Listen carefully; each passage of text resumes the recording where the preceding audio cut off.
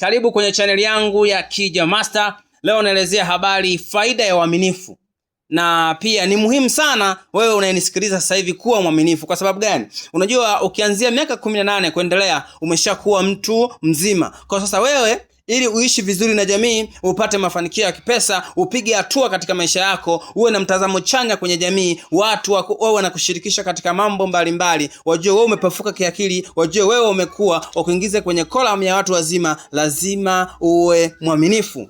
Mwaminifu katika nini? Lazima kinywa chako uepuke kabisa kuzungumza uongo kwenye maisha yako, kwa sababu ukisema uongo unapunguza uaminifu kwa watu.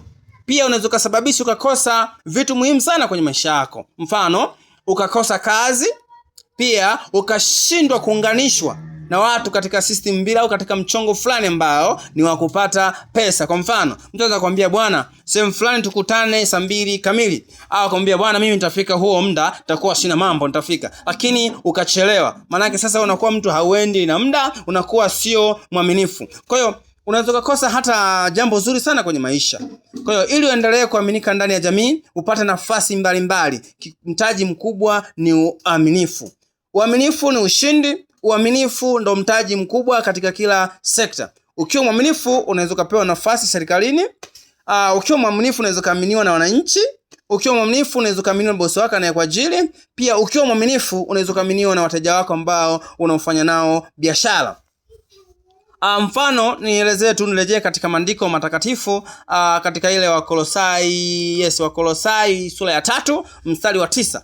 Neno la Mungu limeeleza wazi, nasema msiambiane uongo kwa sababu nyinyi sasa mmeshakuwa watu wapya, mmeuvua utu wa zamani. Maana yake ukishaelekea kwenye utu uzima, ukishatoka kwenye mwaka mmoja mpaka 17 kushuka chini, ukianza miaka 18 kupanda juu, mpaka 100 huko, sasa wewe umeshavuka level, umeingia level nyingine ya utu uzima. Kwa lazima uyaache yale mambo ya utoto kibaba naomba pipi nafanyaje kudanganyana, hiyo wanafanya watoto wa shule ya msingi. Lakini ukishafikisha miaka 18 kuendelea, maidia, inabidi uwe mwaminifu kwa ajili ya kutengeneza kesho yako nzuri iliyo na ushindi.